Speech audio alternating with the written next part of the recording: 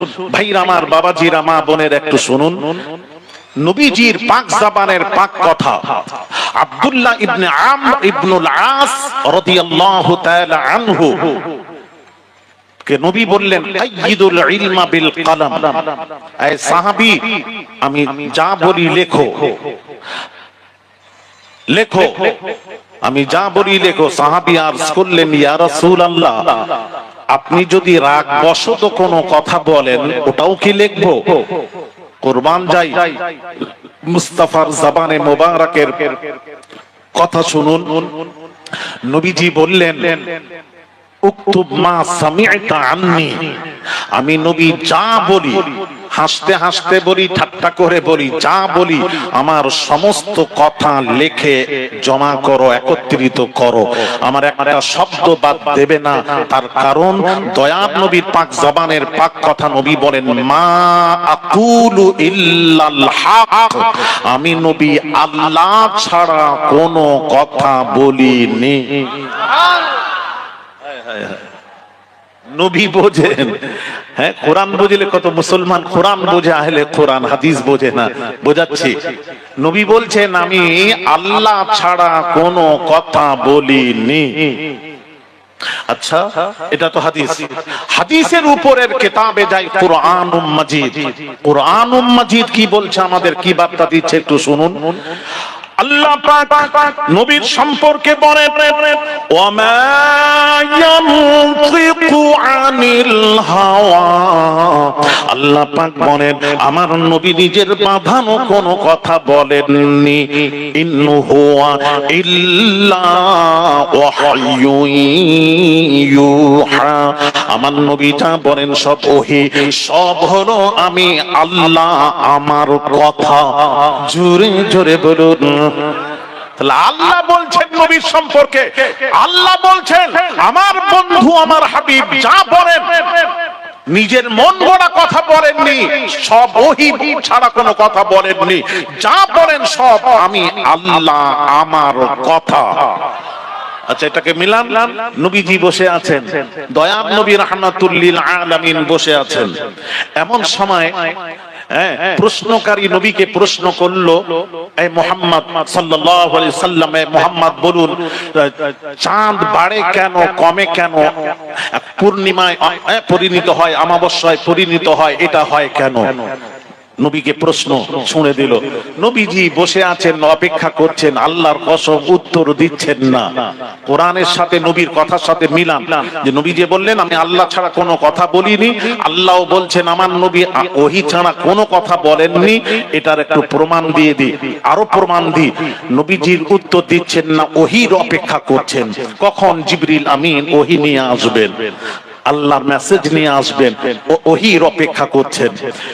ভাইরা আমার, বাবাজিরা, মা বোনেরা, সাথে সাথে আল্লাহর তরফ থেকে ওহী নাযিল হয়ে গেল। আল্লাহ পাক বলেন, ও জিবরিল আমিন নবীজির কাছে হাজির হলেন। হাজির হয়ে বলেন, ইয়াসআলুনাকা আনিল আহিল্লাহ। হে নবী, আপনাকে চাঁদ সম্পর্কে প্রশ্ন করা হয়েছে। যারা প্রশ্ন করেছে, প্রশ্নকারীর প্রশ্নের উত্তরটা দিয়ে দিন। কুল হিয়া মাওয়াকিতু লিন্নাস। চাঁদটা হলো মানুষের জন্য দিন, সপ্তাহ, মাস গণনার জন্য। আল্লাহ রব্বুল আলামিন শূন্য আসমানে ক্যালেন্ডার স্বরূপ ঝুলিয়ে রেখেছে। জোরে বলেন না সুবহানাল্লাহ। আচ্ছা, আপনারা বলেন, সামনে আসবে রমজান মাস।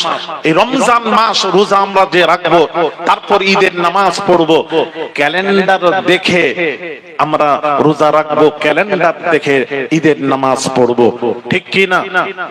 আরে কথা বলেন না কেন?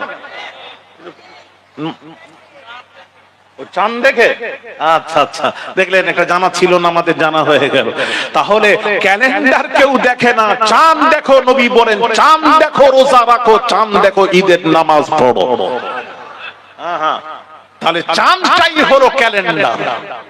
চাঁদ থেকে পৃথিবীতে ক্যালেন্ডার তৈরি হয়েছে। ওহী নাযিল হলো, ওহী হতে তারপর নবী উত্তর দিলেন, তার আগে নয়। দয়ার নবী রাহমাতুল লিল আলামিন বসে আছেন। প্রশ্নকারী প্রশ্ন করলো, আচ্ছা বলুন তো দেখি, মদ এবং জুয়া সম্পর্কে শরীয়তের বিধান কি জানতে চাই। নবীজি উত্তর দেননি, খামোশ বসে আছেন, ওহির অপেক্ষা করছেন। সাথে সাথে আল্লাহ জিবরিল আমিনকে পাঠালেন। নূরে মুজাসসাম জিবরিল আমিন হাজির। ইয়াসআলুনাকা আনিল খামরি ওয়াল মাইসির, হে নবী আপনাকে মদ এবং জুয়া সম্পর্কে প্রশ্ন করা হয়েছে। যারা প্রশ্ন করেছে প্রশ্নকারীর প্রশ্নের উত্তরটা দিয়ে দিন। কুল ফিহিমা ইসমুন কাবীরু ওয়া মানাফিউ লিন-নাস,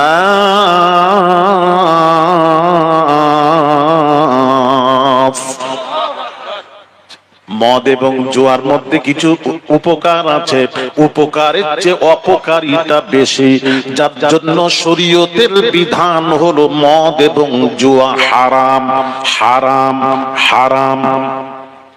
ভাইরা আমার, বাবাজিরা, আমার নবী বসে আছেন।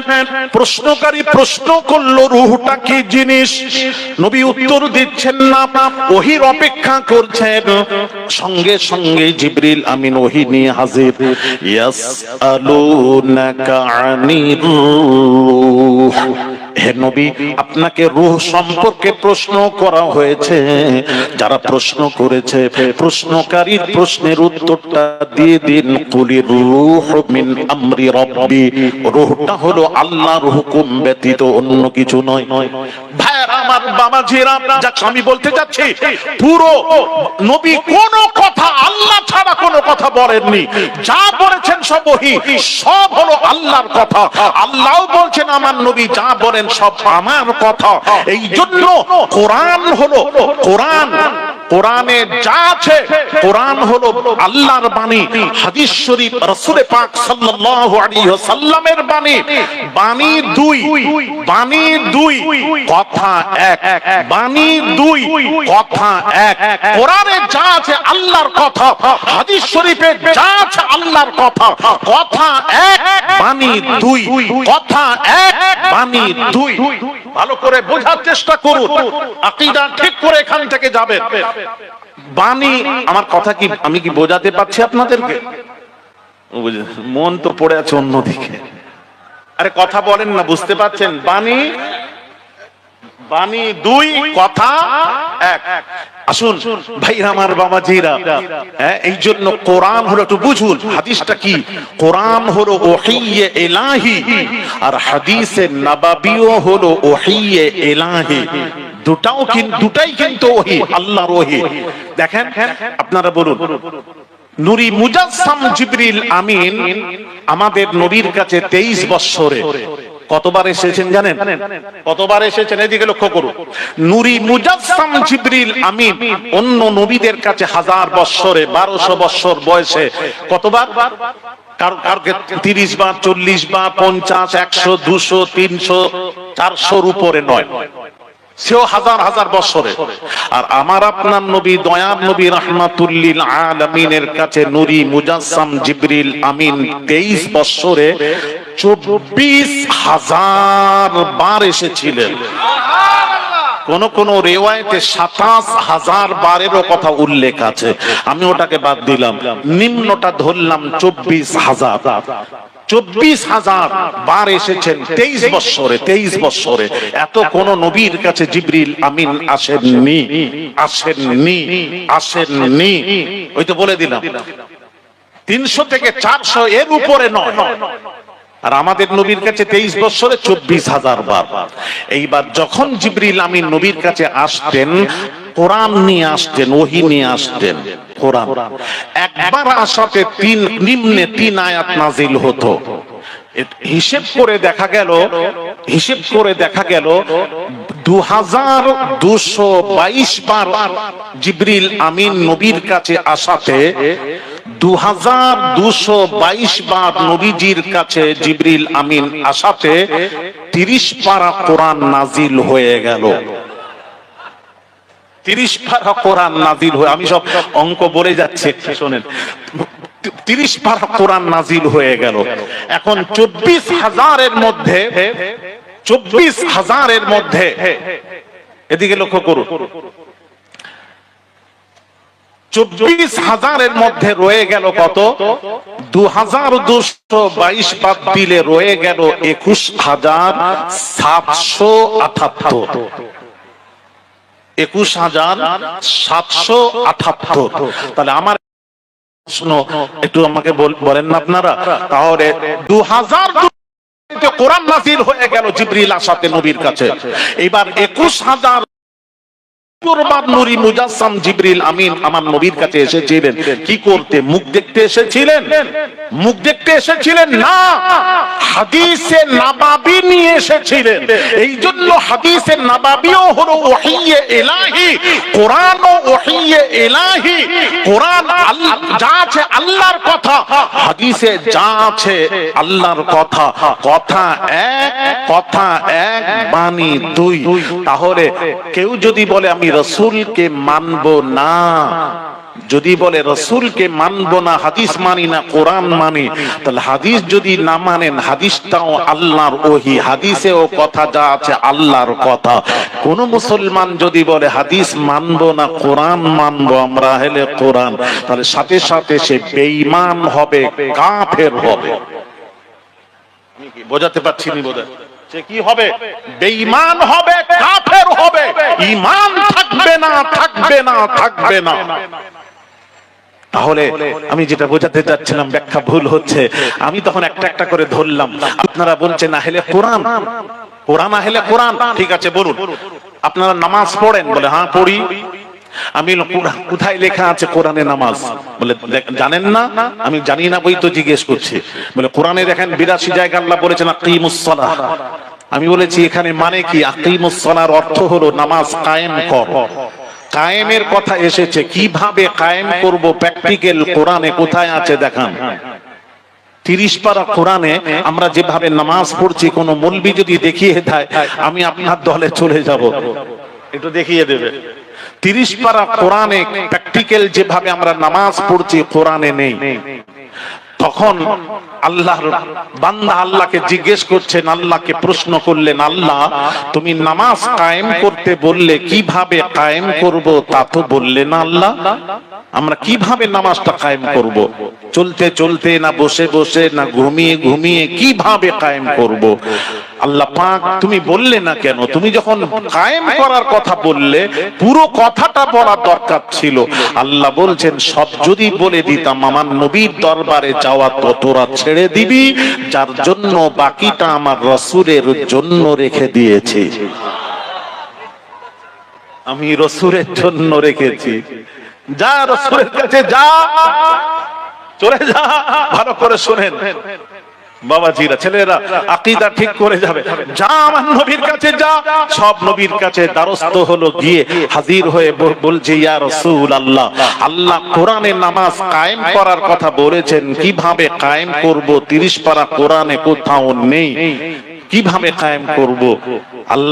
আল্লাহ নবী বলছেন আল্লাহ যদি সব বলে দিতেন আমার প্রয়োজন তোরা মনে করতিস না, বাকিটা আল্লাহ আমি রাসূল আমার জন্য রেখে দিয়েছেন। তাহলে ইয়া রাসূলুল্লাহ, তাহলে নামাজটা কিভাবে পড়বো? নবীজি বলছেন এই শোন সাহাবীরা, নামাজ কিভাবে পড়বে কোনো মাদ্রাসায় যেতে হবে না, তোদের শিখতে হবে না, কোনো মাদ্রাসায় যাবে না। আমি রাসূল কি বলছি শুনুন, সাল্লু কামা রাআইতুমুনি উসাল্লি, নামাজ পড়ো যেভাবে রাসূলকে নামাজ পড়তে দেখো। আমি রাসূলকে যেভাবে নামাজ পড়তে দেখো সেইভাবে নামাজ পড়ো। নবীর সোজা হয়ে দাঁড়ানোটা কিয়াম হয়ে যায়, নবীর ঝুঁকাটা রুকু হয়ে যায়, মাথা মোবারকটা জমিনে রাখবেন সুজুদ হয়ে যায়, আরামে বসাটা বৈঠক হয়ে যায়, বৈঠক হয়ে যায়।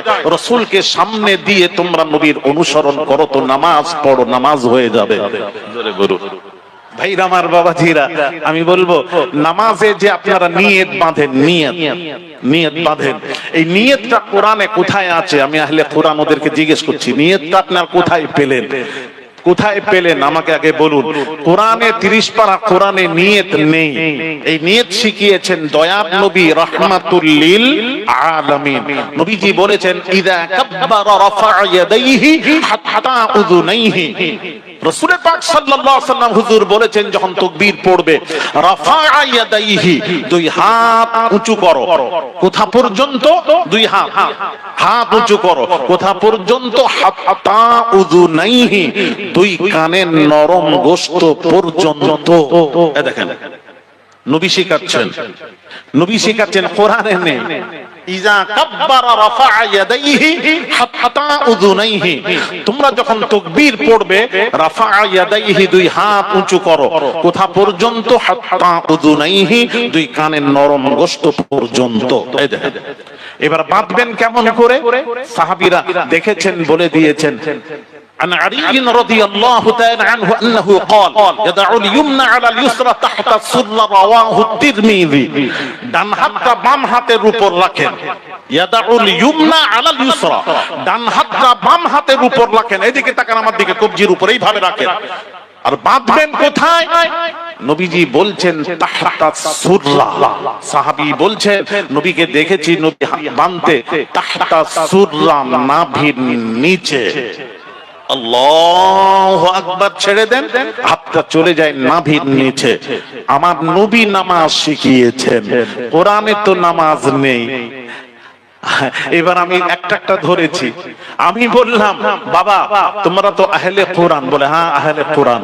আচ্ছা বাবা একটা কথা, প্রশ্নের উত্তর দেবেন। আপনাদের মধ্যে হাজী সাহেব কে আছেন? বলে এই তো হাজী, অনেকগুলো হাজী আছে। ডাকেন, সবকে ডাকা হলো। বলে না আছেন, আরো থাকলে ডাকেন।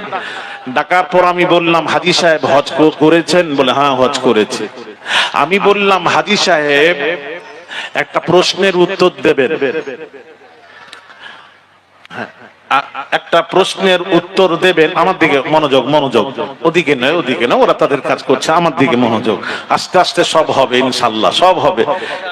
হ্যাঁ আস্তে আস্তে যেগুলো দেখছেন এগুলো আস্তে আস্তে ইনশাআল্লাহ আল্লাহ সঠিক বুঝ আতা করেন, এগুলির থেকেও আমরা বাঁচার চেষ্টা করব আস্তে আস্তে। সব একসাথে হয় না কখনো। আমার নবী একসাথে গিয়ে বাবাজি মদিনাতে ইসলাম যে প্রতিষ্ঠিত করেছেন, একদিন গিয়ে একবারে করেননি। কত কষ্ট করেছেন, তাকে রক্ত দিতে হয়েছে, খুন মোবারক দিতে হয়েছে। কত কষ্ট করে আল্লাহর দ্বীনকে আল্লাহর জমিনে প্রতিষ্ঠিত করেছেন। দয়ার নবী রাহমাতুল লিল আলামিন প্রতিষ্ঠিত করতে গিয়ে কত মার খেয়েছেন। ভালো কাজ করতে গিয়ে যদি কোনো মার খাও, বাধা বিঘ্ন যদি আসে, ভাববেন এটা আল্লাহর কাছে কবুল হচ্ছে, কবুল হচ্ছে, কবুল হচ্ছে। যারা এই কাজ করছেন আমি বলবো বাধা বিঘ্ন আসবে, আপনাকে ধৈর্য ধরে সবর করে আপনি কাজ আগাতে থাকেন ইনশাআল্লাহ। আল্লাহ পাক কোরআনে বলেছেন ওয়াকানা হাক্কান আলাইনা নাসরুল মুমিনিন। আল্লাহ পাক বলেন হকের উপর থাকো, আমি আল্লাহ হকের উপর থাকলে তার সাহায্য সহযোগিতা আমি আল্লাহ আমার উপর ওয়াজিব হয়ে যায়। হকের উপর থাকলে আল্লাহর সাহায্য সহযোগিতা তার ওই বান্দার উপর ওয়াজিব হয়ে যায়, ওয়াজিব হয়ে যায়, ওয়াজিব হয়ে যায়। চিন্তা করবেন না, আল্লাহ আপনার সাথে আছে। ভালো কাজ করবেন, আল্লাহ আপনার সাথে আছেন। এগোতে থাকেন, সব আস্তে আস্তে হবে, তাড়াহুড়ো না। ভাইরা আমার, বাবাজিরা এদিকে লক্ষ্য। গার্জেন যদি ঠিক হয়ে যায় তাহলে সব ঠিক হবে।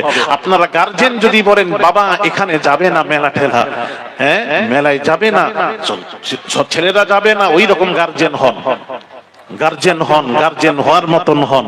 আসলে আমরা আস্তে আস্তে হবে ইনশাআল্লাহ হবে। আমরা গার্জেনের মতো গার্জেনও নেই। যদি হতাম তাহলে আমরা ভালোটা বুঝতাম, খারাপটা নিতাম না। ঠিক কিনা জোরে বলুন। হ্যাঁ একটু বোঝার চেষ্টা করুন। আমি আমার ঘরটাকে ঠিক করি, আপনি আপনার ঘরটাকে ঠিক করেন। প্রত্যেক অভিভাবক যারা তারা নিজের বাড়িটাকে ঠিক করে নেয়, তাহলে সব ঠিক হয়ে যাবে ইনশাআল্লাহ। দেখবেন কি বুঝতেই পারবেন না, কাউকে বলতে হবে না, সব ঠিক হয়ে যাবে। ভাইরা আমার, বাবাজিরা একটু লক্ষ্য করুন। যে কথা বলছিলাম কথাটা ফিনিশ করি, আমি একটু বোঝাই। আচ্ছা বলুন, এখন আমি আমার ওয়াজ বক্তব্য শেষ করে আপনাদেরকে নিয়ে আমি ফজরের জামাতের নামাজটা পড়ে নেব এখানে। কেমন হবে? প্রস্তাবটা কেমন হবে? ফজরের নামাজটা আমি পড়বো 11টায়। আরে কথাও বলেনি, এটা হা না কিছু বলবেন তো? হ্যাঁ, পীরজাদা হুজুর কিবলা আসবেন, হ্যাঁ, তারপরে কি শিহাব চতুর তিনিও এসে গেছেন শুনলাম, পীরজাদা হুজুর কিবলাও আসবেন, খুসুসি মেহমান বহু এসে আছেন। আমি তাদের জন্য অন্তরস্থল থেকে দোয়া করি, আল্লাহ যেন তারা যে মানে সাথ দিয়ে যে কাজ করছেন, সকলকে ভালো কাজে আমাদেরকে সমর্থন করতে হবে, সাথ দিয়ে কাজ করতে হবে, তবেই তো ওনাদের উদ্যোগ বাড়বে, কাজে ভালো লাগবে। আপনারা একটু সাথ দেবেন ইনশাআল্লাহ, আগামীতে সামনে নেক্সটে আল্লাহ তৌফিক দান করেন। জি, আমি যে কথা বলছিলাম, এখন যদি 11টার সময় ফজরের নামাজ পড়ি হবে? একটু সকলেই বলুন হবে? হবে না। কেন হবে না? কেন হবে না? উত্তরটা দেবেন।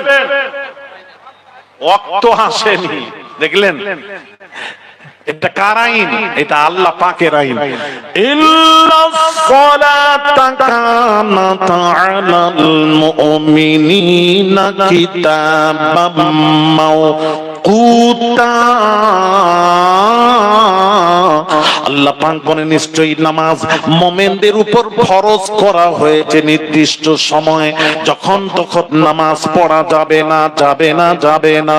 ফজরের ওয়াক্তে ফজর, যোহরের ওয়াক্তে যোহর, আসরের ওয়াক্তে আসর, মাগরিবের ওয়াক্তে মাগরিব, ইশার ওয়াক্তে ইশা পড়তে হবে।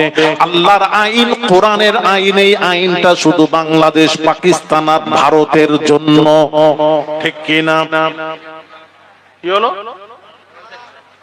तमाम পৃথিবীর জন্য। হ্যাঁ, হাজী সাহেব এখানে কে কে আছে? হাজী সাহেব, ওই তো হাজী সাহেব, আর তুমি তো নয়, আঙুল দেখাচ্ছে ওইখানে, উনি নয়। হাজী সব মনে কাছেন, উনিও হাজী সাহেব। হ্যাঁ, হাজী সাহেব तमाम পৃথিবীর জন্যই আইন। মাশাআল্লাহ, আমরা যখন হজে গেছি, আল্লাহর আইন হবে পৃথিবীর সব জায়গার জন্য। আমরা যখন হজে গেলাম, পুরো রাস্তায় ওয়াক্তে নামাজ পড়তে পড়তে গেলাম, দমদম থেকে শুরু করে নিয়ে পুরো রাস্তায় ওয়াক্তে নামাজ পড়তে হবে, কারণ ওয়াক্ত হলো নামাজের মধ্যে ফরজ। ফরজ ফরজ ফরজ ছাড়লে নামাজ হয় না। তবে মা বোনেদের একটা ভুল করে থাকেন, মা বোনেরা ফজরের উযু টুযু করে আগে ঘুম থেকে উঠে তাহাজ্জুদ পড়ে চুপ করে বসে থাকে, ফজরের আজান হয়নি, আজানের অপেক্ষা করে, আজান না হলে ফজরের নিয়ত তারা মা বোনেরা করে না। আমি মা বোনেদের উদ্দেশ্যে বলবো, মা বোনেরা, নামাজের জন্য আজান শর্ত নয়, নামাজের জন্য আজান শর্ত নয়, আজান হলো নামাজের ডাক, আজান হলো নামাজের ডাক, নামাজের শর্ত আজান নয়, নামাজের শর্ত হলো ওয়াক্ত হওয়া। আমি মা বোনেদের উদ্দেশ্যে বলবো, ওয়াক্ত তো আগে হয়ে যায়, আর মসজিদে আজান হয় দেরি করে। তাহলে ওয়াক্ত যদি এসে যায়, মা বোনেরা নামাজ পড়ে নিতে পারেন, আজানের দিকে লক্ষ্য করার দরকার নেই। আমি আশা করি বোঝাতে পেরেছি। আজান দেখবেন না, ওয়াক্ত হলে নামাজ পড়তে পারবেন। মা বোনেদের উদ্দেশ্যে বলছি, ভাইরা আমার, বাবাজিরা, আমরা যখন হজে গেলাম, হজকে গেলাম, ভাইরা আমার, জিদ্দায় নেমে ওয়াক্তের নামাজ পড়লাম। জিদ্দা থেকে মদিনা শরীফে নিয়ে যাওয়া হলো। মদিনা শরীফে, হারাম শরীফে বাবা, মসজিদুন নববীতে ওয়াক্তে ফজরের ওয়াক্তে ফজর, যোহরের ওয়াক্তে যোহর, আসরের ওয়াক্তে আসর, মাগরিবের ওয়াক্তে মাগরিব, ইশার ওয়াক্তে ইশা পড়লাম। ওখান থেকে বাবা রাস্তায় মদিনায় মক্কায় এলাম, রাস্তায় ওয়াক্তে নামাজ পড়লাম। মক্কা শরীফে এসে বাবাজি ওয়াক্তে হারাম শরীফে ওয়াক্তে নামাজ পড়লাম। এইবার মিনাতে নিয়ে যাবে হজের সময় 7ই জিলহিজ্জা। বাবাজি ইশার নামাজ পড়ে, বাবাজি ইশার নামাজ পড়ে সমস্ত হাজীদেরকে মিনাতে নিয়ে যাওয়া হয়, মিনাতে নিয়ে যাওয়া হয়। মিনাতে গিয়ে 8ই জিলহিজ্জা ফজরের ওয়াক্তে ফজর, একটু মনোযোগ দেবে, যোহরের ওয়াক্তে যোহর, আসরের ওয়াক্তে আসর, মাগরিবের ওয়াক্তে মাগরিব, ইশার ওয়াক্তে ইশা পড়বে। পড়বেন ইমাম হানাফি মাযহাব মোতাবেক, হানাফি মাসলাক মোতাবেক আপনাকে 9 জিলহিজ্জা ওই মিনাতে ফজরের নামাজ পড়ে আরাফার ময়দানে যাবেন। আরাফার ময়দানে যখন যাবেন, আরাফার ময়দানে গিয়ে যোহরের ওয়াক্তে তাঁবুতে আজান দিয়ে আমরা যোহরের ওয়াক্তে যোহরের নামাজ পড়েছি। শুনবেন ভালো করে, হাজী সাহেবরা যোহরের ওয়াক্তে যোহরের নামাজ পড়েছে। আচ্ছা বাবাজি, আসরের ওয়াক্তে আজান দিয়ে আমরা তাঁবুতে আসরের ওয়াক্তে আসরের নামাজ বা জামাত পড়লাম। এইবার মাগরিবের নামাজটা আরাফার ময়দানে হাজী সাহেব পড়েছিলেন। পড়েননি? কোথায় পড়েছিলেন? দেখেন এখন মুজদালিফায়। ওটা মাগরিবের ওয়াক্তে পড়েছিলে তো? ইশার ওয়াক্তে বলছে মুজদালিফায় গিয়ে ইশার ওয়াক্তে পড়েছি। ওটা কোন আইন? কেন পড়লে? কোরআন বলছে ওয়াক্ত ছাড়া নামাজ হবে না। তাহলে আরাফার ময়দানে মাগরিবের ওয়াক্তে না পড়ে ওই মাগরিবের নামাজটা মুজদালিফায় ইশার ওয়াক্তে কেন পড়লেন? কোরআনের খেলাফ কাজ করলেন কেন? কেন কেন? উত্তর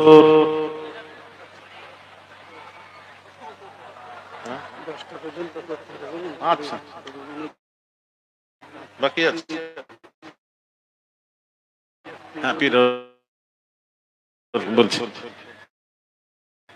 যাক যাক এইটুকু। আচ্ছা আল্লাহ আগে না নবী আগে?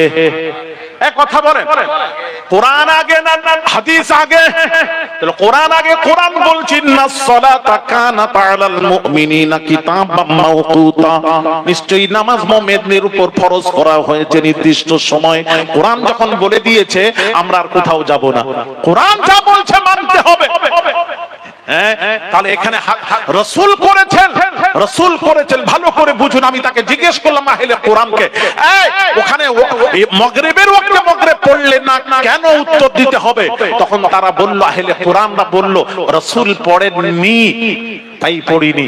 আমি বললাম এক্ষুনি তো তোমরা বললে আমরা কোরআন মানি হাদিস মানি না, আবার এখন বলছো রাসূল করেননি তাই আমরাও করিনি। আবার রাসূলের কাছে গেলে কেন? রাসূলের কাছে গেলে কেন? বদমাইশি। তাহলে রাসূল ছাড়া আল্লাহ মানা যাবে না। ঈমান সম্পূর্ণ পরিপূর্ণ ঈমান আনতে গেলে লা ইলাহা ইল্লাল্লাহ মুহাম্মাদুর রাসূলুল্লাহ, আপনাকে আল্লাহর সাথে রাসূলকে মানতে হবে। আল্লাহ কি করলেন? তাওহীদের সাথে রিসালাতকে জুড়িয়ে দিয়ে ঈমান পরিপূর্ণ করে দিলেন। ওয়া রাফা'না লাকা যিকরাক, এই আয়াতের ব্যাখ্যায় ইমাম ইবনু আতার দুইটি কওল, অনেক ব্যাখ্যা আছে, আমি আর ব্যাখ্যা করতে পরপর সবাই আসবেন। আমি আমার 10টা পর্যন্ত সময়, আমি বিদায় নেব। নেওয়ার আগে আমি আপনাদেরকে বলবো তাহলে কোরআনও মানতে হবে, হাদিসও মানতে হবে, আল্লাহ মানতে হবে, রাসূলও মানতে, কথা বলেন না, রাসূলও মানতে হবে। এইবার জানান এক শ্রেণী আছে আল্লাহ মানে রাসূল মানে, ওলি মানে না, ওলি মানে না। ইনাদের সম্পর্কে আলী আসগর সাহেব আপনার বক্তব্য শুনতে চাই, চলুন এর বক্তব্য শুনেন। এক শ্রেণী আছে আল্লাহ মানে রাসূল মানে, ওলি মানে না, ওলি মানে না। এরা কেমন জানেন? এরা কেমন জানেন? ঠিক এই রকম ছেলে বলছে আব্বু তোমার আদেশ পালন করব, তবে মায়ের আদেশ পালন করব না আব্বু। তো বাপ বলছে বেটা ঠিক আছে, মায়ের আদেশ পালন করতে হবে না, আমার আদেশ পালন করবি তো? জি হ্যাঁ, আপনার আদেশ পালন করব আব্বু, আপনি যা বলবেন শুনবো, তবে মায়ের আদেশ পালন করব না। তখন বাপ বলছে বেটা আমার আদেশ হলো তুই তোর মায়ের আদেশ পালন কর, এটাই আমার আদেশ। ছেলে বলছে না আব্বু তোমার করব, মায়ের করব না, মায়ের করব না। এটা কেমন হলো? আরে কথা বলেন, বুঝতে পারছেন নি বোধহয়? আবার বলছি, মনোযোগ বোধ এক পাশে নেই। ছেলে বলছে আব্বু তুমি যা বলবে শুনবো, তোমার আদেশ পালন করব, তবে মায়ের আদেশ পালন করব না। তো ছেলে বলছে, তখন বাপ বলছে বেটা আমার আদেশ যদি পালন করিস, আমার আদেশ হলো তুই তোর মায়ের আদেশ পালন কর, এটাই তোর বাপের আদেশ। ছেলে বলছে না আব্বু মায়ের করব না, তোমার করব। তাহলে ছেলে বাপকেও মানলো না, এর কথাও বলেনি, বাপকেও মানলো না, কথা বলো না বাবা, মাকেও মানলো না, আচ্ছা, যারা বলছে আল্লাহ মানি, রাসূল মানি, ওলি মানি না, এরা কেমন জানেন? আল্লাহ কোরআনে বলছেন, যে আয়াতে কারিমা তিলাওয়াত করেছিলাম, ইন্নামা ওয়ালিয়ুকুমুল্লাহু ওয়া রাসূলুহু ওয়াল্লাযীনা আমানুল্লাযীনা ইউকিমুনাস সালাতা ওয়া ইউতুনাজ যাকাতা ওয়া হুম রাকিউন।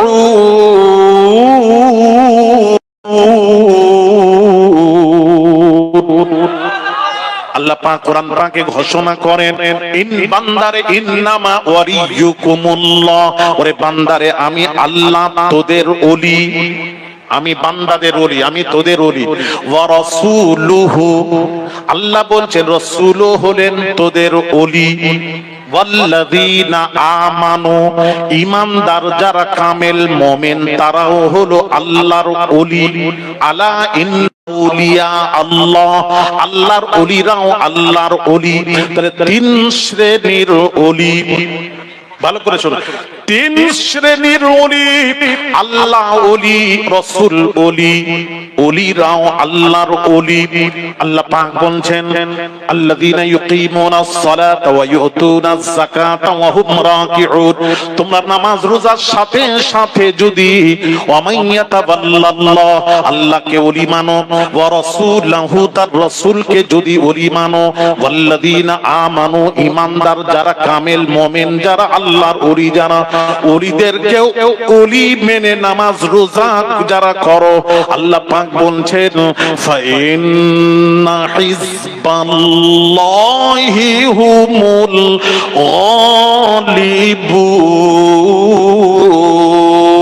গালিবুন। আল্লাহ পাক বলেন এই দলটির নাম, আল্লাহ বলেন হিজবুল্লাহ, আমি আল্লাহ আমার দল। জোরে বলুন। তাহলে যারা আল্লাহকে মানলো, রাসূলকেও মানলো, ওলিদেরকে ওলি মেনে নামাজ রোজা করলো, আল্লাহ পাক বলছেন এরাই হলো আমার দল। জোরে বলেন সুবহানাল্লাহ। তাহলে ওলিদেরকেও মানতে হবে, ওলিদেরকেও মানতে হবে, মানতে হবে, মানতে হবে। যদি বলেন আল্লাহ মানবো, রাসূল মানবো, ওলি যদি না মানেন তাহলে আল্লাহ, আল্লাহ বলছেন ওলি মানো, আপনি বলছেন না ওলি মানবো না, ওলি মানবো না, তাহলে আপনি আল্লাহও মানেন না, রাসূলও মানেন না। মুযাবযাবিনা বাইনা যালিক, লা ইলাহা উলা ওয়া লা ইলাহা উলা, ইসঘাত কা না উসঘাত কা। তাহলে ওলিদেরকেও মানতে হবে। ভাইরা আমার, বাবাজিরা, আল্লাহর ওলি যারা ওলি হয়েছেন এমনি নয়, আরে আল্লাহর ওলি হয়েছেন তারা কত তাকওয়া, কিভাবে তারা চলাফেরা করেছেন, আল্লাহর নিকটবর্তী তারা হয়েছেন, আল্লাহর প্রিয় হয়েছেন, তাদের কোন কাজের, তাদের কর্মের উপর আল্লাহু আকবার, তারা কিভাবে আল্লাহর প্রিয় হয়েছেন, নিকটতম হয়েছেন। আসুন ওলিদেরকে দেখুন, আল্লাহর ওলিরা কিভাবে নিকটতম হয়েছেন। ভাইরা আমার, বাবাজিরা, আমি আমি আপনাদেরকে একটু তুলে ধরি। ইব্রাহিম ইবনে আদহাম, বলখের বাদশাহ, মহলে, বিশাল মহলে আরাম করছেন, চতুর্পাশে পাহারাদার পাহারা দিচ্ছে, বাদশার ঘুমে ডিস্টার্ব না হয়, কেউ ডিস্টার্ব দিতে পারবে না। বলখের বাদশা ইব্রাহিম ইবনে আদহাম আরাম করছেন। এমন সময় গভীর রাত্রিতে ছাদের উপর পায়ের আওয়াজ শুনতে পেলেন। পায়ের আওয়াজে ইব্রাহিম ইবনে আদহাম তার ঘুম ভেঙে গেল। ঘুম যখন ভেঙে গেল, উনি বলছেন, গভীর রাত্রিতে ছাদের উপর তোরা কে রে? কে তোরা? আমার ঘুমে ডিস্টার্ব করলি, তোরা কে? উপর থেকে আওয়াজ আসছে, আমরা হলাম রাখাল। আরে রাখাল, ছাদের উপর কি করছিস? না, আমরা জঙ্গলে উট চড়াতে গেছিলাম, আমাদের সব উটগুলি হারিয়ে গেছে, তাই খোঁজ করছি। কি আশ্চর্য ব্যাপার তো। আচ্ছা, তখন বাদশা ইব্রাহিম ইবনে আদহাম বলছেন, এই রাখালেরা, এই রাখাল বাগালেরা, রাখালরা, শোন, জঙ্গলে হারিয়ে যাওয়া উট কখনো মহলে পাওয়া যায় না, যা জঙ্গলে তালাশ করবি যা। উপর থেকে আওয়াজ আসছে, ইব্রাহিম ইবনে আদহাম, আপনি ঠিক বলেছেন, জঙ্গলে হারিয়ে যাওয়া উট যেমন মহলে পাওয়া যায় না, তেমন মহলে থেকে আল্লাহ পাওয়া যায় না। তখন বলকের বাদশার টনক খিলে গেল, বলছে ওরে বাপরে, ভালো কথা বলেছে তো, কে তোরা, কে দাঁড়া, আমি তোদের সাথে একটু সাক্ষাৎ করতে চাই। বলকের বাদশা ইব্রাহিম ইবনে আদহাম ছাদের উপর গিয়ে দেখছেন কেউ নেই, টেনশন বেড়ে গেল বাদশার। মন্ত্রী বলল, বাদশা এইভাবে টেনশন করা যাবে না, চলুন একটু শিকারে বের হই। শিকারে গেলে টেনশন থেকে দূর হ্যাঁ আপনি দূরে থাকতে পারবেন, একটু টেনশন দূর হবে, চলুন শিকারে বের হই। শিকারে বের হয়েছে, এমন সময় একটা হরিণীকে, আমার দিকে লক্ষ্য করুন, বাদশা যে হরিণীকে শিকার করছে, যেই শিকার করবে হরিণীটি আস্তে করে ঘুরে বলছে, এই বলকের বাদশা ইব্রাহিম ইবনে আদহাম, এখনো কি তওবার সুযোগ হলো না? বাদশার টেনশন আরো বেড়ে গেল, শিকার কি করবে, হাত থেকে ধনুক পড়ে গেল। সঙ্গে সঙ্গে মন্ত্রী বলল, বাদশা চলুন, আপনার এখন রেস্টের দরকার। এইবার ধরে ধরে নিয়ে যাচ্ছে, রেস্টে নিয়ে যাচ্ছে। এমন সময় একজন বয়োজ্যেষ্ঠ মুরব্বী বয়স্ক একজন আসছেন, লাঠির উপর ভর দিয়ে হাত দিয়ে ইশারা করলে আমরা দাঁড়িয়ে গেলাম। বাবা বাবা, বাদশার ঘরের দিকে আঙ্গুল দিয়ে ইশারা করে বলছেন, আমি এই মুসাফির খানায় কিছুদিন থাকতে চাই। যেই বলেছে, মন্ত্রী রেগে বলছে, এটা মুসাফির খানা নয়, এটা হলো বালাখানা। কি খানা? বালাখানা। বালাখানা, এখানে কে থাকে? বলকের বাদশা বলছেন, আমি সেই ইব্রাহিম ইবনে আদহাম, আমি বালাখানায় আমি থাকি। বাপরে, কি অহংকার, গরম কি! আচ্ছা, এর আগে কে ছিল? আমার ছেলে, আমার বাপ, তার আগে আমার দাদু, আমি আছি, আমার পর ছেলে। তখন ওই বয়স্ক লাঠির উপর ভর দিয়ে যিনি দাঁড়িয়েছিলেন, তিনি বলছেন, বাদশাহ, যেখানে মানুষ হামেশা থাকে না, সেটা কখনো বালাখানা হতে পারে না, সেটাই হয় মুসাফিরখানা। হায় হায়, বাদশা আরো টনক খিলে যায়, ঘুম হারাম হয়ে যায়।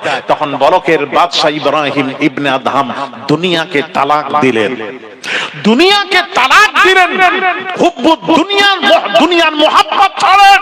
আল্লাহর ওলিরা দুনিয়ার মোহাব্বত ছেড়ে ওলি হয়েছে, এত সোজা নয়, পাগলামো নয়। আপনি ওলি হতে চান, ওলিকে ভালোবাসতে চান, ওলির অনুসরণ অনুকরণ করতে হবে আপনাকে। ভাইরা আমার, বাবাজিরা, আল্লাহর ওলি ইব্রাহিম ইবনে আদহাম তখন দুনিয়া তালাক দিয়ে বের হয়ে গেলেন জঙ্গলে। জঙ্গলে গিয়ে ইবাদত করছেন, ইবাদত করছেন, ইবাদত করছেন, ইবাদত করছেন।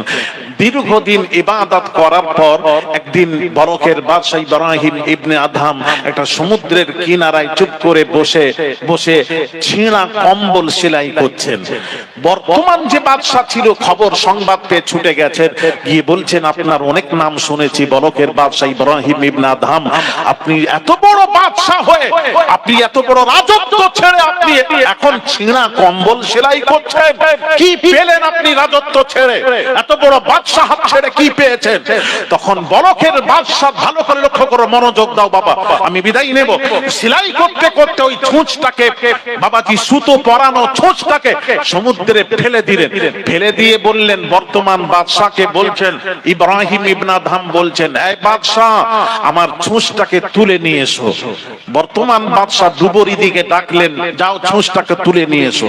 ডুবুরি ডুবে উঠে বলছেন, বাদশাহ, ওই সমুদ্রে ফেলে দেওয়া ছুঁচ তোলা সম্ভব নয়, সম্ভব নয়, সম্ভব নয়। তখন ইব্রাহিম ইবনে আদহাম বলছেন, বাদশাহ, তুমি, বর্তমান বাদশাকে লক্ষ্য করে বলছেন, তুমি বাদশাহী করছো, একটা ছুঁচ তোলার ক্ষমতা তোমার নেই, এই বাদশাহী করছো। আমি বাদশাহ ছেড়ে দিয়ে জঙ্গলে গিয়ে কি পেয়েছি দেখবে? তোমার দৌড় যেখানে শেষ হয়, আমার ওখান থেকে শুরু হয়, আমার শুরু হয়। এবার বলার পর বলকের বাদশা ইব্রাহিম ইবনে আদহাম সমুদ্রের মাছকে বলছেন, এই মাছ, ছুঁচ গুলোকে তুলে নিয়ে আয়। যে যার মাছ ডুব মারলো, ছুঁচ মুখে করে নিয়ে ভেসে উঠলো। বলকের বাদশা বলছেন, ওই ছুঁচ নয়, ওই সোনা চাঁদির ছুঁচ ওগুলো নয়, আমি যেটা সুতো পরানো যে ছুঁচটা ফেলেছি ওটা তুলে নিয়ে আয়। একটা বড় মাছ ডুব মারলো, সাথে সাথেই ওই পরানো, সুতো পরানো সেই ছুঁচটা, যে ছুঁচ দিয়ে সেলাই করছিলেন, ওই ছুঁচটা মুখে নিয়ে ভেসে উঠলে ইব্রাহিম ইবনে আদহাম মুখ থেকে নিয়ে বর্তমান বাদশাকে দিয়ে বলছেন, এটাই সেই ছুঁচ যেটা ফেললাম? বলে হ্যাঁ, এটাই সেই ছুঁচ। জোরে বলুন নারে তাকবীর, নারে তাকবীর। মান কানা লিল্লাহি কানা আল্লাহু লাহু, যে আল্লাহর হয়ে যায় আল্লাহ তার হয়ে। সমস্ত সৃষ্টি বস্তু আল্লাহ তাবে করে দেন, সে যা বলে তাই হয়ে যায়। আহা, বুখারী শরীফের হাদিস পড়েছি, আমার নবীজি বলছেন, এমন এমন আল্লাহর মাহবুব বান্দা, তাদেরকে দেখলে আপনি কাছে বসতে দেবেন না, ঘৃণা করবেন। যা সব সব সব আল্লাহর কসম, তারা যা বলে দেয় তাই হয়ে যায়। চিৎকার করে বলুন সুবহানাল্লাহ। ভাইরা আমার, আল্লাহর হন, রাসূলের হন, দেখবেন গোটা দুনিয়া আপনার পয়রাবি করবে, গোটা দুনিয়া আপনার কদম চুমবে। ওলিরা তাই করেছেন, আমরাও তাদের অনুসরণ অনুকরণ করব। আমাদেরকেও নামাজ কাজা করা যাবে না। ইব্রাহিম ইবনে আদহাম বলকের বাদশা, এত বড় আল্লাহর ওলি হয়েছেন। মানে এখান থেকে গেছেন কোথায়? বলকে। বাবাজি কাবাতে যাচ্ছেন, কাবার জিয়ারতে বের হলেন ঘর থেকে, একটা পা বাড়াচ্ছেন, 2 রাকাত নফল নামাজ পড়লেন। আবার একটা পা বাড়ালেন, 2 রাকাত নফল নামাজ। আবার একটা পা বাড়ালেন, 2 রাকাত নফল নামাজ। এই পড়তে পড়তে কাবাতে পৌঁছতে 13 বছর লেগেছিল। পৌঁছে গিয়ে ওখানে দেখছেন কাবার নিজের জায়গায়, কাবা নেই। চোখ ঘুঁচছেন, আমি কি দেখছি? এমন সময় আওয়াজ আসছে, ইলহাম হচ্ছে, সামনের দিকে যাও। সামনের দিকে গিয়ে দেখছেন এক মহিলা, বৃদ্ধা মহিলা বসে আছেন, তার চতুর্পাশে কাবা তওয়াফ করছে। জোরে বলেন না সুবহানাল্লাহ। উনি কে? উনি হলেন হযরত রাবিয়া বসরি। রাবিয়া বসরি ডেকে বলছেন, ইব্রাহিম ইবনে আদহাম, তুমি কাবার সন্তুষ্টি লাভের জন্য রওনা দিয়েছো, তাই কাবা দেখতে পাওনি। আর আমি কাবা নয়, আমি কাবার মালিককে রাজি করিয়ে নিয়েছি, তাই কাবা আমার তওয়াফ করছে। জোরে বলবেন না সুবহানাল্লাহ। হ্যাঁ, আল্লাহকে রাজি করাও বাবা, নামাজ পড়ো, খারাপ কাজ থেকে দূরে থাকো। কি মেলা? কিয়ামতের দিন কুল্লু নাফসিন যায়িকাতুল মউত। আল্লাহ একদিন এক মৃত্যুর স্বাদ গ্রহণ করতে হবে। কত জানাজায় শামিল হয়েছি, কত জানাজার ইমাম হয়েছি। আল্লাহ একদিন এমন দিন আসবে, যেদিন আমার জানাজার নামাজ মানুষের আদায় করে খাটিয়ার উপর নিয়ে গিয়ে কবরস্থান, অন্ধকার কবরে যেদিন শুইয়ে দেবে, এমন ঘরে যেখানে বিছানা বালিশ থাকবে না, ফ্যানের বাতাস থাকবে না। আল্লাহ, হাজার হাজার বছর অন্ধকার কবরে কি করে পড়ে থাকবো? মাবুদ, মাবুদ, ওইটা একটু স্মরণ করেন। সোনা হাতে ধরে বলি, স্মরণ করুন, স্মরণ করুন। মরতে হবে, এখান থেকে বাড়ি যাওয়ার গ্যারান্টি কারোর কাছে নেই, গ্যারান্টি দিতে পারবো না। বলো, আমি বলে দিচ্ছি। ভাই আমার বাবাজিরা, হ্যালো ভাই, আমাদের আকাঙ্ক্ষিত, যিনি ভারতবর্ষের জমিন থেকে পায়ে হেঁটে আল্লাহর কাবা বাইতুল্লাহ শরীফে রওনা দিয়েছিলেন, এই মুহূর্তে তিনি আমাদের মাঝে উপস্থিত হয়েছেন। সকলে একটু তাকবীর দেন। নারে তাকবীর, নারে তাকবীর। শিহাব ভাই স্বাগতম, স্বাগতম, শিহাব ভাই স্বাগতম। নারে তাকবীর, আল্লাহু আকবার। বসেন বসেন বসেন। সঙ্গে থাকতে হবে এই মেলাটা। বসেন বসেন বসেন, আসছে ভাইয়ের আমার বাবাজিরা। হ্যাঁ, বসেন বসেন। শিহাব সাহেব পায়ে হেঁটে যখন হজে গেছিলেন, হ্যাঁ, তখন অনেক ফতোয়া বের হয়েছিল। কেউ বলছে চলবে না, চলবে না, চলবে না। ফতোয়া চলবে না কেন? আপনি যেভাবে যেতে পারেন, এখানে কোনো শর্ত নেই। আপনি যে প্লেনেই যাবেন, আগে তো হেঁটেই হেঁটে মানুষ আসতো। আদম আলা, আরে বস ভাই, লাইট গুলো আছে, লাইট গুলো ছেড়ে বসবেন, লাইট গুলো সামনে চলে আসবেন না। আদম আলা নবিয়িনা আলাইহিস সালাতু ওয়াস সালাম, আপনারা জানেন হিন্দুস্তান থেকে হেঁটে হেঁটে হজ পাকে গেছেন, হেঁটে হেঁটে। হেঁটে গেছেন হজ পাকে 10 বার হেঁটে গেছেন, আদম নবী গেছেন। শিহাব চত্র যিনি হেঁটে কাবা তওয়াফ করেছেন, মক্কায় হজ পাকে গেছিলেন, ওটা আদম নবীর সুন্নাহ জিন্দা করেছেন। আদম নবীর সুন্নাহ জিন্দা করেছেন, উনি প্র্যাকটিস করে তারপর গেছেন, মানে রাস্তায় নেমেছেন। তারপর ফতোয়াবাজি করবেন না, টপ করে না জেনে ফতোয়া দেওয়া সম্ভব নয়। আল্লাহ তার হজকে কবুল করেন, জোরে বলি আমিন, আরো জোরে বলি আমিন, আমিন। হুজুর আল্লাহর ওলি, তার অনুকরণ করবেন, তাকে ভালোবাসবেন।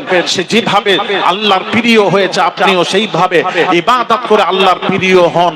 হ্যাঁ, ফুরফুরা পীর মুজাদ্দিদুজ জামান যেভাবে, এরা কি করবে, ভেঙে দেবেন।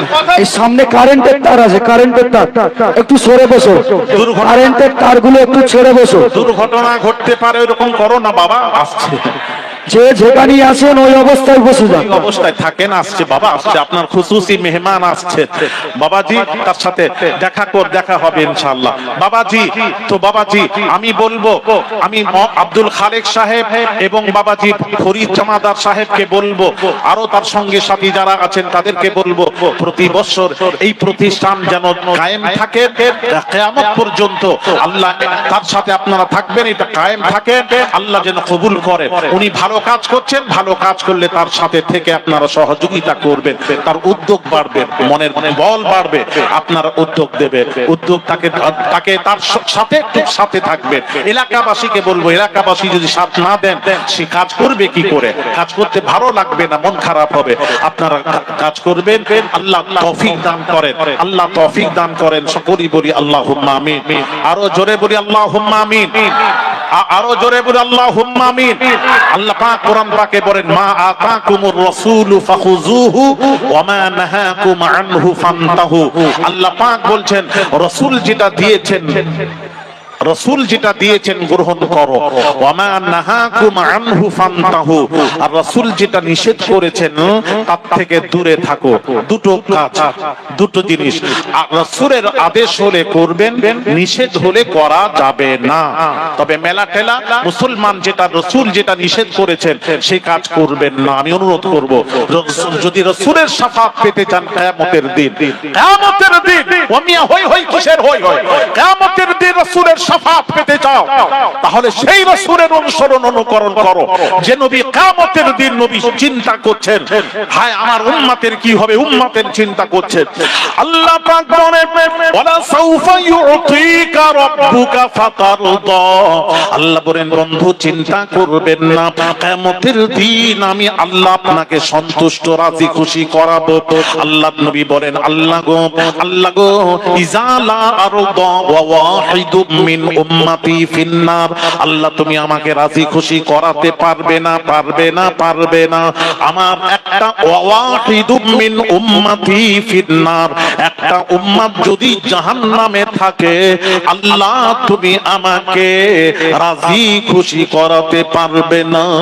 আল্লাহ পাক বলেন, বন্ধু কিয়ামতের দিন আপনি সুপারিশ করতেই থাকবেন, করতেই থাকবেন, করতেই থাকবেন, আর আমি আল্লাহ আপনার সুপারিশ মঞ্জুর করো তো আপনার গুনাহগার উম্মতগুলিকে ক্ষমা করে জান্নাতে পৌঁছতেই থাকবো, পৌঁছতেই থাকবো, পৌঁছতেই থাকবো।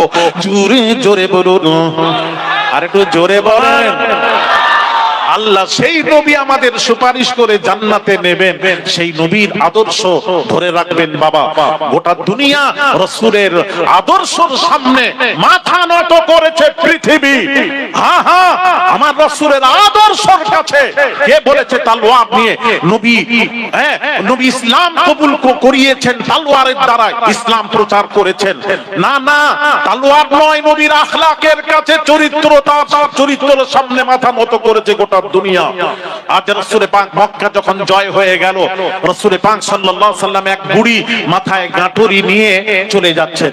দয়ার নবী রাহমাতুল লিল আলামিন বুড়ির কাছে এসে বলছেন, ও বুড়িমা, ও বুড়িমা, আপনার গাঁটুরিটা আমার মাথায় দিন, আমি গন্তব্যস্থানে পৌঁছে দেব।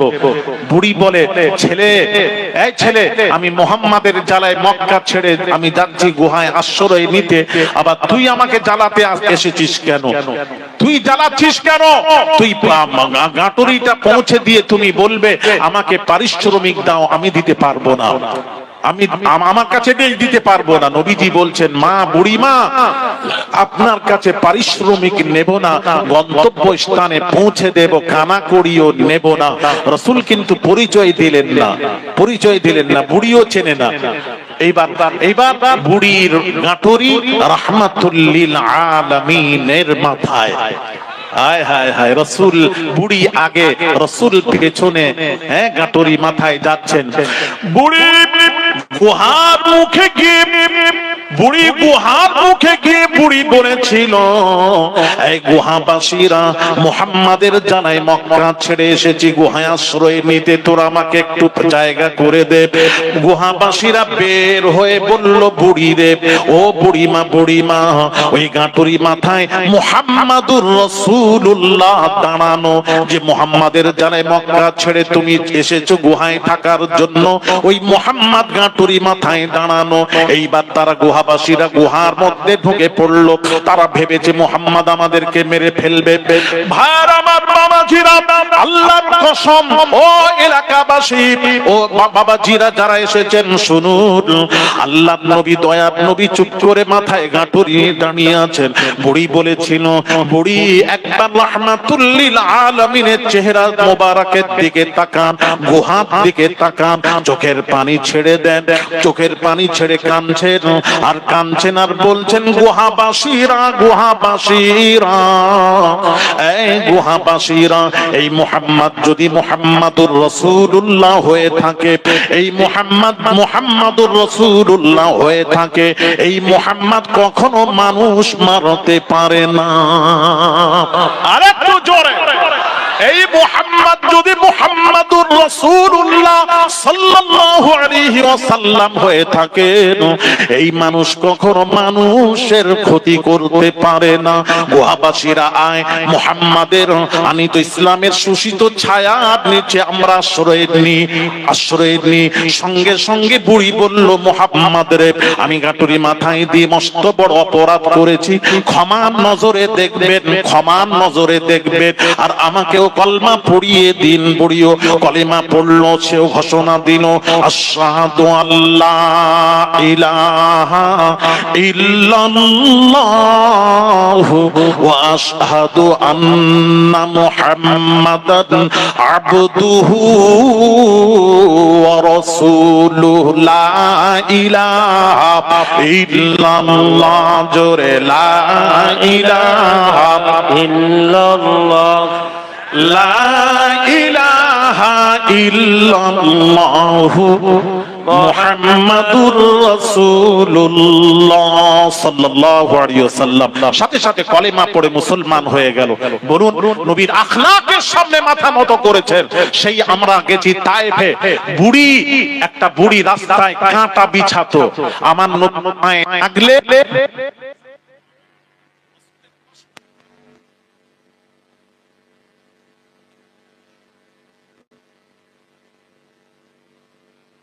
দিন যাচ্ছেন, কাঁটা দেখতে পেলেন না। নবীজি হযরত মুহাম্মদ সাল্লাল্লাহু আলাইহি সাল্লাম চিন্তা করলেন, বুড়ি বোধহয় অসুস্থ, তাই আজকে কাঁটা বিছাতে পারে না। নবীজি দয়ার নবী, রাহমাতুল লিল আলামিন, ভালো করে বুঝুন, আলাম এক বচন, আলামিন বহু বচন, চার আলমের আল্লাহ তাকে রহমত স্বরূপ দুনিয়ায় প্রেরণ করেছেন।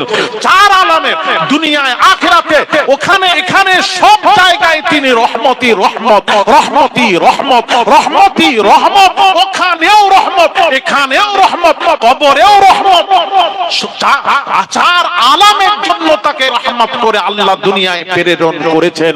রাসূল রাহমাতুল লিল আলামিন আর থাকতে পারলেন না, বুড়ির ঘরে গিয়ে বুড়ি খবর নিতে গেছেন। বুড়ি কেমন আছে?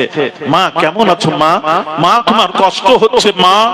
আরে রাসূল, বাবাজি, রাসূল তার খোঁজ নেবার জন্য গেছেন। বুড়ি চোখের পানি ছেড়ে, হায় রে, যে মুহাম্মদকে আমি এত কষ্ট দিয়েছি, ওই মুহাম্মদ আমার খবর নেওয়ার জন্য আমার বাড়িতে হাজির। জোরে বলুন সুবহানাল্লাহ। এই আখলাক দেখে দেখে দেখে দেখে দেখে দেখে তারা ইসলাম কবুল করেছিল। আমি বলবো মুসলমান এই জাতির আমাদের আখলাক দেখে গোটা দুনিয়া মাথা নত করবে। আজ আমাদের এই অবস্থা কেন মুসলমান? এই অবস্থা কারণ হচ্ছে আমরা আসলে কি হয়েছি জানেন? আমরা আর কি বলবো, একটা গল্প মনে পড়লো আমার, হ্যাঁ, উনি না আসা পর্যন্ত আমি একটা গল্প মনে পড়লো। গল্পটা হলো বাবাজি, একজন শিকারী একটা বাঘের বাচ্চাকে শিকার করে নিয়ে এসেছে। হ্যাঁ, বাঘের বাচ্চাকে শিকার করে নিয়ে এসেছে। নিয়ে এসে তার ভেড়া ছিল, ভেড়া বহু ভেড়া ছিল। ভেড়ার দলে বাঘটাকে ছেড়ে দিয়েছে। ছেড়ে দিতে বাঘটা ভেড়ার দলে মানুষ হচ্ছে, মানুষ হচ্ছে, বড় হচ্ছে, বড় হচ্ছে। এমন সময় ওই জঙ্গলে একটা বাঘ শের ওই বাচ্চাটাকে বাঘটাকে দেখছে, ভেড়ার দলে ঘুরে বেড়াচ্ছে। ওই বাঘ চিন্তা করছে, হায় রে, বাঘ ভেড়ার দলে ঘোরাঘুরি করছে কেন রে বাবা? ভেড়া বাঘকে দেখে ভয়ে পালাবে, আর সেই বাঘ ভেড়ার দলে ঘুরে বেড়াচ্ছে। এর মধ্যে নিশ্চয়ই কোনো রহস্য লুকিয়ে আছে। এই রহস্যটা জানার জন্য ওই হালুম করে ঝাঁপ মারলো, ভেড়ার দলে ঝাঁপ মেরে, ভেড়ার মাঝে ঝাঁপ মেরে বাঘটাকে গালে করে তুলে নিয়ে গিয়ে তাকে বোঝাচ্ছে, তুই বাঘ হয়ে ভেড়ার দলে কেন? সে বলছে, না আমি ভেড়া। বলে, না তুই বাঘ, না আমি ভেড়া। কোন রকম বোঝাতে পারছে না। এই তুই বাঘ, বলে না আমি ভেড়া। কোন রকম বোঝাতে পারছে না। কুয়ার কাছে নিয়ে গেছে, একটা কূপের কাছে নিয়ে গিয়ে বলে, দেখ তোর মুখ আমার মুখ, তোর থাবা আমার থাবা এক। বলে, তা তো এক।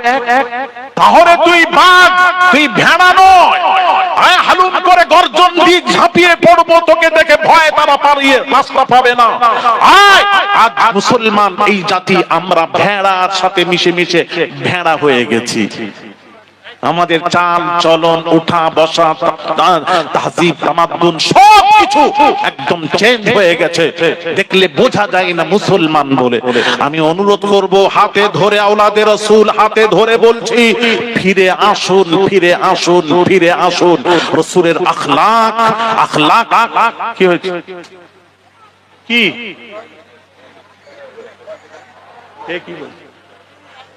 ও আবার এরকম করছে কেন? ভাইরা আমার, বাবাজিরা, খায়ের বাবাজি, এখন আপনারা যে যার জন্য অপেক্ষা করছেন